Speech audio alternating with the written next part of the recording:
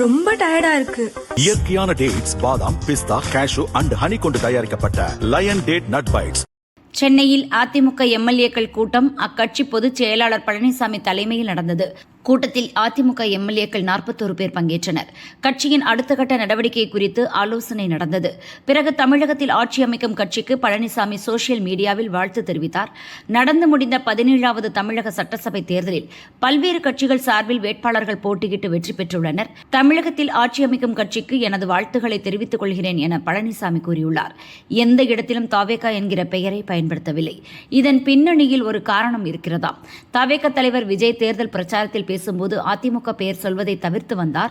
தேர்தலில் திமுகவுக்கும் தாவேகாவுக்கும் போட்டி என திட்டவட்டமாக கூறினார். தேர்தலுக்கு முன் நடந்த கடைசி கூட்டத்தில் அதிமுகவை மற்றும் பல கட்சி என விமர்சனம் செய்தார். தற்போது அதே பாணியில் தாவேகா பெயரை குறிப்பிடாமல் தமிழகத்தில் ஆட்சி அமைக்கும் கட்சிக்கு பழனிசாமி வாழ்த்து தெரிவித்துள்ளார். ஐயா அனுபவசாலி அவர்களே, உங்ககிட்ட ஒரே ஒரு கேள்வி ஒன்று கேட்குறேன். இந்த சேலத்துக்கு பக்கத்தில் இருக்கிற அந்த தொகுதியில் மட்டுமே போய் பதுங்கிக்காம தமிழ்நாட்டில் வேற ஏதாவது ஒரு தொகுதியில் நின்று உங்களால் ஜெயிச்சு காட்ட முடியுமா? சாரி முதல்ல நிற்க முடியுமா? முதல்ல அதை செஞ்சுட்டு அப்புறமா இந்த விஜயை பற்றி பேசுங்க பாஸ். சும்மா நசன்னு சொந்த தொகுதியிலேயே தோற்றுருவோம்னு பயந்து தான் நம்மளுடைய சின்னத்தையே திருடினவர் தானே.